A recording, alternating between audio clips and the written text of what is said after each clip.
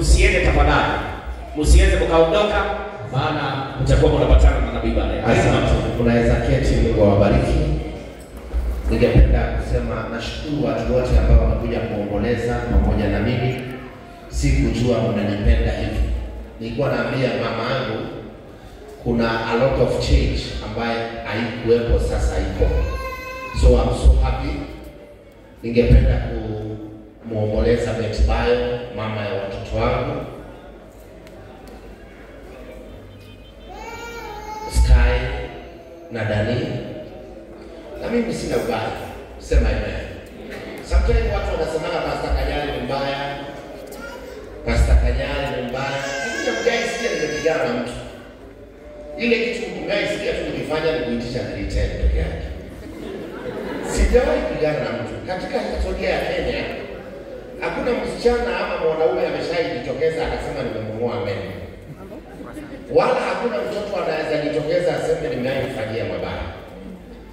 Na nikuitisha 310 niliitisha, hata hiyo nilikuwa naitisha 310 ni pesa kidogo sana. Maana saa hii ninatengeneza mabarabara huku, ndio inajengea watu manyumba na ninaendelesha ile ibada ya compassionate. Hata ni vile Betty Bayo amefariki saa hizi, nilikuwa na Dorcas, ibada ya Dorcas ambayo aspirant rafiki yangu alikashifu zile jiko nilikuwa napeana. Akasema ninapeana jiko za makaa. Lakini nampenda. Nimependa sana hawa watu MCA. Najua mkuu mjaonana na watu, mtatukanana na watu, mtaongea kinyume cha watu, lakini wakati mnakutana hata mnajua kumbe damu zenu zinafutana, kumbe you are friends. Semeni amen. We can do so many things together. Lakini wakati tuna separate, we cannot do so many things. Na ndio maana ningetaka wale watu ambao wamehudhuria siku ya leo tuendelee kuwa marafiki. Chenye wakati aliniita nilienda na nikapeleka msumari wangu huko na ni mbali si karibu. Kwa sababu ni akili yangu hainiambiani eti sasa nisiende kusaidia mtu wa Konyeni, hata kama ako Murang'a, ako Mombasa, hata kama sio wa nchini. Hiyo compassionate iko ndani yangu. Watu wengi wale mnawaona wanaonekana kwa compassionate ni kama ndio wamefanya kwa muda mrefu niliko. Ni kwa sababu wao ndio walijua bloggers na Facebook na TikTok kabla yangu. Sema amen. Maana mimi sikianani kitu ndio nionekane ni necha yangu kupeana. Kwa familia ya Tash pamoja na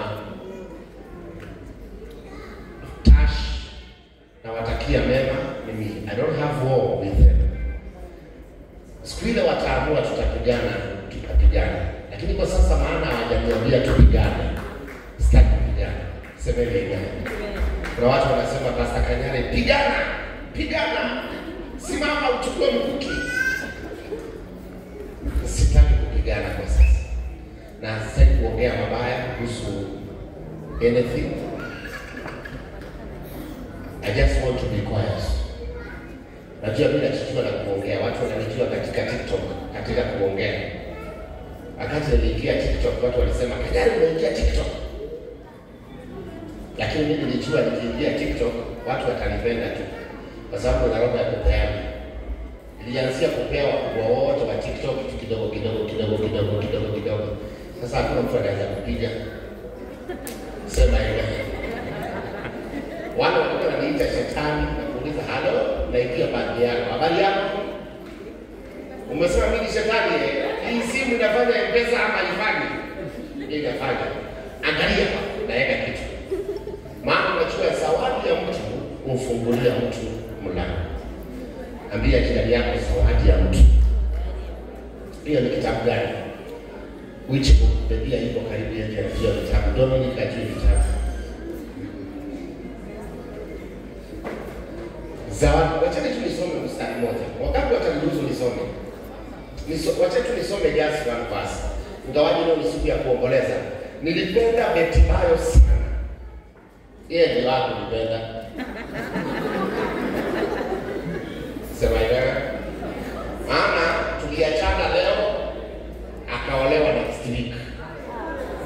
Lakini mimi sijawahi oa until today. Na nimekuwa nikilea watoto hao. Na hata wakati aliolewa na harusi, aliolewa na hiyo kwenda bado mimi niliendelea kusaidia watoto wangu hata akiwa ameolewa. Na I think hii upole wangu na uzuri wangu, unajua mimi nakuwa na mdomo sana, lakini kwa social media huko nini, lakini tukifika mahali tupigana, mimi sinaga hiyo mambo.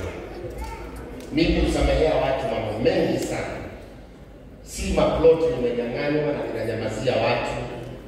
Kuna mahali mtu alinyang'anya eka 2 ya shamba, nikafikiria nikaona hii hata niko na eka 20, hiyo 2 wachana nayo hataenda na nikamsamehe. I think hiyo uzuri wangu watu wanaichukua kama coward.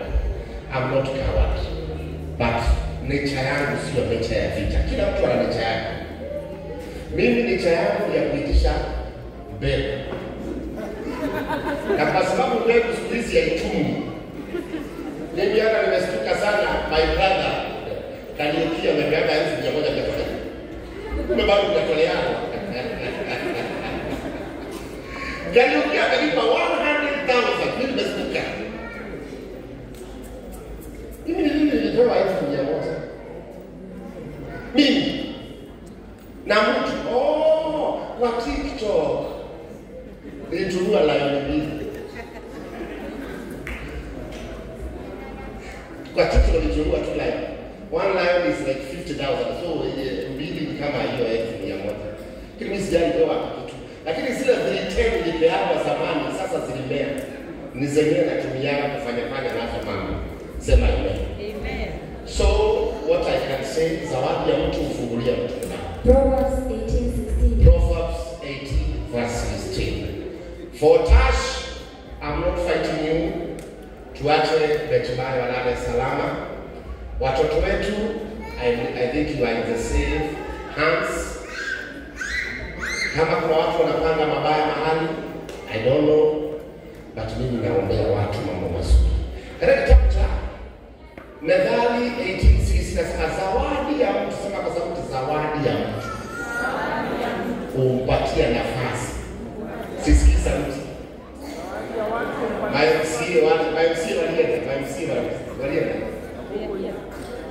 MC wanafaa kuja tukule nyama. Tuongee mawili matatu. Tusome 1, 2, 3. Zawadi ya mtu humpatia mtu nafasi, humleta mbele ya watu wakubwa. Nimepewa 1,100, lakini sio yangu. Hizo pesa nitakusanya, sasa kuonekana mimi ni mkora. Nipelekee komiti. Semeni amen. Kwa sababu asante. Tumesema zawadi ya mtu. Sina jambo lingine la kusema. Mungu awabariki. Mimi nataka kukushukuru kijana msafi at the groups. Kariuki pamoja na Markai na waheshimiwa wote, vile ambavyo mnaniheshimu kwa kukuja, hata mimi mkanihitaji mahali popote nitakuja. Mimi ninajua kuweka marafiki.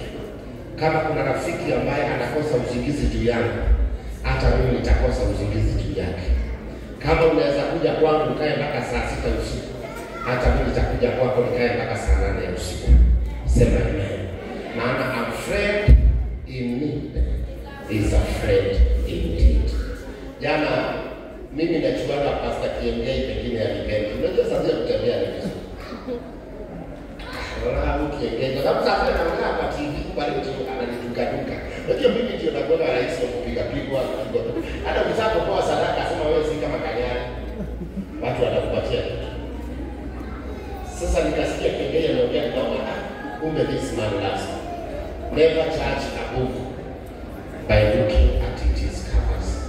Usijudge, don't judge people. Na ndio maana hii kanisa hata kuwa malaya unaruhusiwa kuingia hapa. Hata uwe mwizi unaruhusiwa kuingia hapa. Maana hii ni kanisa ya kubadilishia watu tabia, na hatuforce watu wabadilishe tabia. Tunawaongelesha, Mungu anawabadilisha. We talk to them, God change them. Wakati niliingia TikTok, nilianza kuongea na kina Choku. Watu wakaniambia ninaongea na gay. Na Choku alikuwa na mchezo mwingi sana, kumwambia toka mapepo wanafanya kitu kwa fani.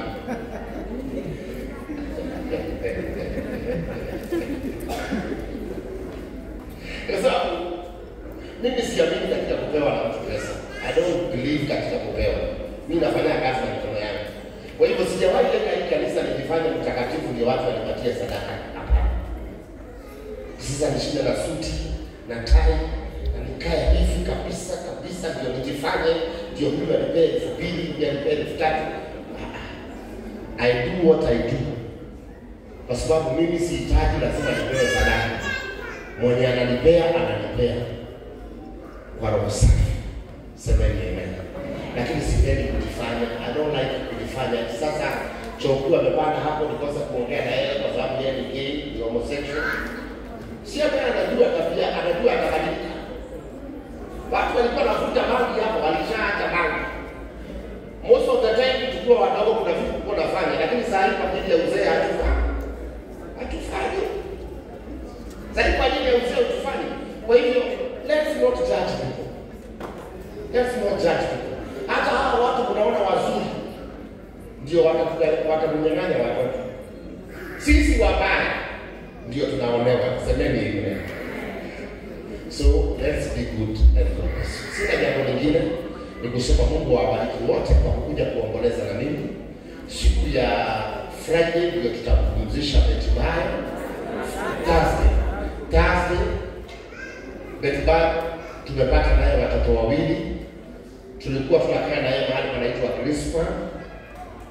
Wakati mambo yangu yaliharibika viteni kidogo, pesa zangu zikakamatwa, hapo ndio tulikuwa tuelewana kidogo na tukawachana. Lakini still tulikuwa good friends. Maana hata wakati alikuwa hai tulikuwa tunacheka. Sasa nikifungua simu yangu kuonesha text za message za WhatsApp, hata wewe utashangaa. Tulikuwa tunacheka na yeye, alikuwa ananiita Baba Sky kutia watoto, naendea watoto na wapeleka out na warudisha. Sikuwa na issue. Mtoto wangu mmoja anasomea shule ambaye ni very expensive. Siningeamua nisimsomeshe ninunue magari. Kuna wanaume wengi sana hawawezi kusomesha watoto wao. Walizaa na wao. Mtoto wangu tuliachana mama yao.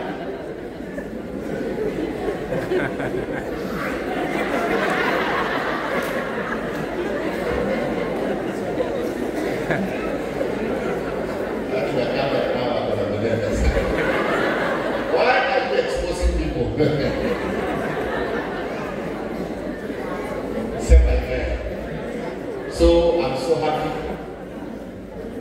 kwa ajili ya those two children, na naamini ya kwamba wataendelea kuinuka na hakuna siku watashuka chini.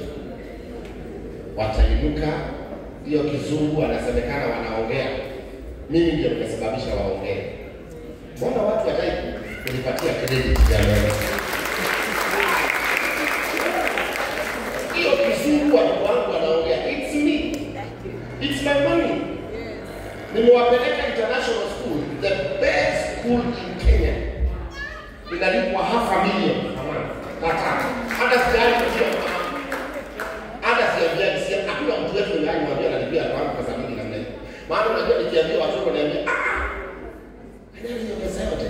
Niliambia baba yangu akaniambia yeye asomesha mtoto shule ambayo imepita 15,000.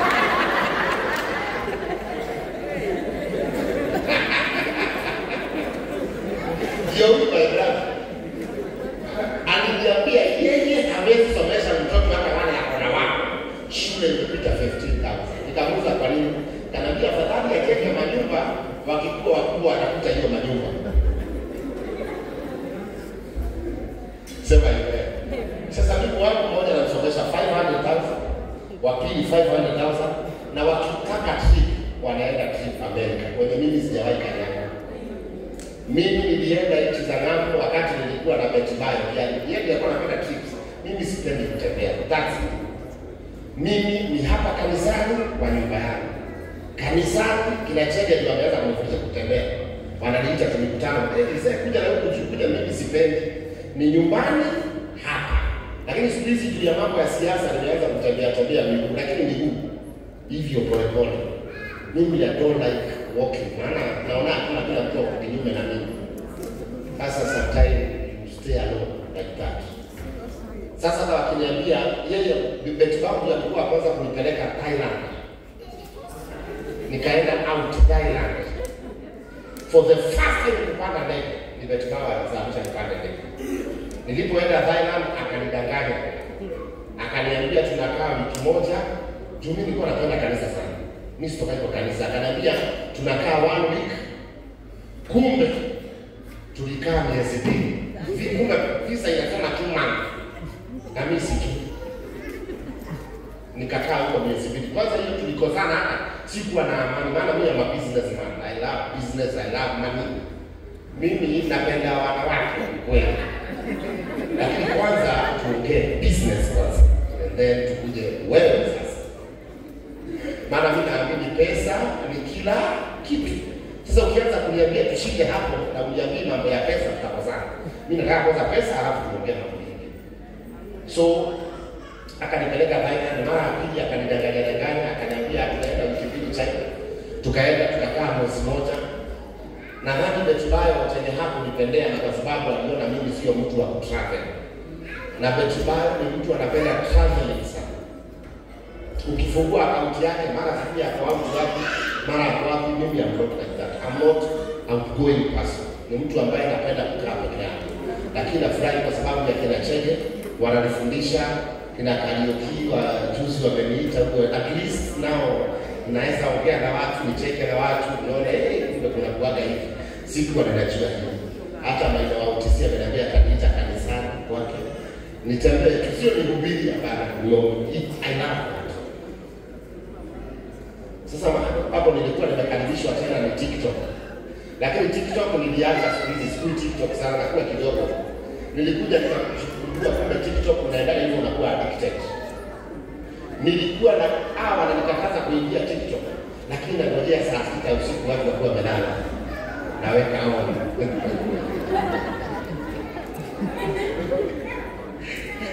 Ninachoma. Asubuhi nikiamka nakuta na trend Kenya nzima. Nimebana. Napigia nani? Anaitwa nani? Nitakio inamwambia nitakio yokea na brokers wafute hizo vitu zote. Hiyo naye anajua sasa ndio nimepata samaki kubwa. Ananiambia nitaongea na wao lakini wanaitisha pesa fulani wote. Some videos na sasa nowadays niliona TikTok is not safe for me. So naingia kidogo na achana hiyo mambo. So God bless you so much. God bless you for coming. Amen. Wow, thank you very much. Tupige makofi mazuri.